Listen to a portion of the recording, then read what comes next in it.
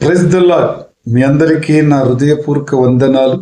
మీరందరూ సంతోషంగా ఉన్నారని, మన ప్రభు అయిన యేసయ్య ఒక్కొక్క దినం మనందరికి ఇచ్చి సంతోషంగా ఆనందంగా ప్రభునామానికి మన హృదయపూర్వకమైన సమర్పణలన్నీ సమర్పించుకుంటూ తండ్రి నామములో అనుదినము ఆయన నామమును స్తుతిస్తూ వారుగా ఉంటున్నాం కదా. సమృద్ధిగా దేవుని నామములో విత్తబడే విత్తనములు ఎంతో విలువైనవి గనక విలువైన విత్తనములు విత్తి హృదయ సంతోషాన్ని పొందుకునే బిడ్డలుగా ఈరోజు ప్రభు మనకు ఎంత కృపనిచ్చున్నాడు. ఎందుకనగా ఆత్మ సంబంధమైన బిడ్డలకు ఇత్తటానికి ఎంతో అయినా సంతోషపడతారు. కాబట్టి ఈరోజు మన తండ్రి మనలు ప్రేమించి ఈ లోకంలో ఉన్నప్పుడే, సజీవులకలో ఉన్నప్పుడే ఆయన నామాన్ని సమృద్ధిగా సంతోషపరచటానికి ప్రతి హృదయమును కదిలించే ఆయన విత్తనములు ఎంత విలువైనవి కదా.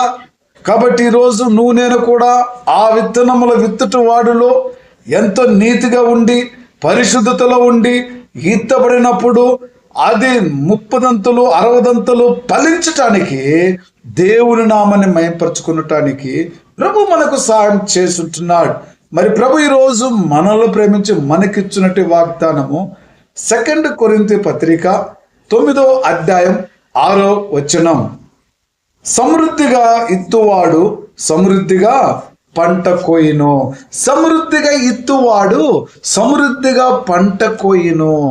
కొంచెము ఇత్తువాడు కొంచెమే కొయ్యను. కాబట్టి భూమి మీద నువ్వు బ్రతికున్న దినములలో నీవు సమృద్ధిగా పంట ఇత్తినట్లయితే సమృద్ధిగా పంట నీవు కోయుదువు. సమృద్ధిగా నువ్వు ఇత్తనములు ఇత్తబడాలి. అప్పుడు సమృద్ధిగా దేవుడు ఆ పంట కూడా విస్తారంగా ఇచ్చి నీ హృదయములో సనుగుతూ గొనుగుతూ బలవంతంగా ఏదైనా చేసినా లాభము లేదు. కానీ నీవు సంతోషముతో మహా ఉత్సాహముతో దేవుని కొరకు ఎత్తబడినది దేవుడు తిరగ నీకు ఇచ్చటానికి, నిన్ను ప్రేమించి నువ్వు ఒక్కంతగా ఎత్తితే ఆయన 2 నీకు ఈయటానికి ఇష్టపడుతున్నాడు. ప్రేమైన సహోదరి సహోదరులారా, అనగా నువ్వు ఇత్తబడిది ఏమిటి? భూమి మీద భూ సంబంధమైన విత్తనములు ఇత్తినప్పుడును నువ్వు ఒక్కంత ఎత్తితే 2 ఆయన ఇచ్చున్నాడు. మరి ఆత్మ సంబంధమైన విత్తనం ఎత్తినప్పుడు అది నువ్వు ఒక్కంత ఎత్తితే అది 30దంతులు 60దంతులు 100ంతులు ఫలించే ఆత్మ సంబంధమైన ఫలితం.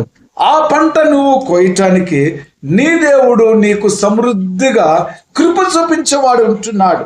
కృప చూపించే గొప్ప దేవుడు ఈరోజు అంటున్నాడు, ఏది కూడా ప్రభు కోసం మనము చేసేది ఆయనకు సమృద్ధిగా మనము తృప్తి కలిగిన బిడ్డలుగా ఉండి దేవునిలో పరిశుద్ధాత్మ అనే భాషలతో అగ్ని అభిషేకముతో కూడినట్టి ప్రార్థన శక్తి కలిగి నువ్వు ఎప్పుడైతే తిప్పుతావో నీ కుటుంబంలో 100ంతులుగా దేవుని దీవెనలు దిగి రాబోచున్నాయి. నీ కన్నీటిని తుడిచటానికి నీ తండ్రి దగ్గరగా రాబోచున్నాడు.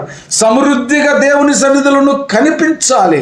నేను చూచుచున్న దేవుడు, నువ్వు 4 గోడల మధ్య నువ్వు రోదన యాదన బాధనతో అనేక కష్టములలో ఆత్మ ఫలము లేదు ప్రభువా, పరిశుద్ధాత్మ లేదు దేవా, ఎన్నో సంవత్సరాల నుంచి నేను నీ సన్నిధిలో నా హృదయం అనే భూమిలో నేను హృదయాన్ని నేను దున్ని దేవుని నామని మయంపరచుకోవాలని విత్తనములు ఎత్తుతున్నాను, కానీ ఫలించలేదు. కారణం ఏంటంటే సమృద్ధిగా దేవుని సన్నిధిలో విత్తనములు ఇత్తబడాలి. ఇత్తబడినప్పుడే యేసు నామములో నిన్ను ఆయన జ్ఞాపం చేసుకుంటున్నాడు.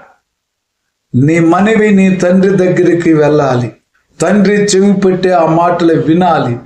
ఆయనే నిన్ను సమృద్ధిగా నా కుమారుడు ఈ దినము మారు మనసు పొంది పశ్చాత్తాప పొంది ఆయన ఆత్మతో మాట్లాడుతున్నాడు గనక ఆత్మశక్తిని బలాన్ని పొందుకుంటున్నాడని ప్రతి బిడ్డ తెలుసుకోవాలి. దేవునికి స్తోత్రం. ఈ మాటలు సమయంలో మన ప్రభు ఆశీర్వదించి దీవించాలని ప్రార్థన చేసుకుందాం. ప్రేమ కృప జీవం గల తండ్రి, నైనా సమృద్ధిగా ఇత్తబడినట్టు ఆత్మ ఫలము కావచ్చు, లోక సంబంధం శరీర ఫలము కావచ్చు నాయన. భూమి నుంచి వచ్చిన పంట ఆహారానికి బిడ్డలకు సమృద్ధికి ఇచ్చేవాడివి. ఆత్మ సంబంధమైన పంట ఇచ్చిన ఆయన పరలోకములలో రక్షణ పొందుకోబోయిన తండ్రి, నీ రాజ్యానికి వారసత్తులుగా అవబోతున్నారు ప్రభువా. వీరందరినీ కూడా నాయన కొంచెం ఇచ్చితే కొంచెమనే ఫలం పొందుకుంటువారు, నాయన ఎచ్చుగా ఇచ్చితే ఎచ్చుగా ఫలం పొందుకుంటువారు అని చెప్పిన మాట నిజము గనక నీ కృపలో నీ మేమలను నీ బిడ్డలందరినీ ఆశీర్వదించమని యేసుక్రీస్తు నామములో ప్రార్థించున్నాను తండ్రి. ఆమేన్. Praise the Lord. God bless you.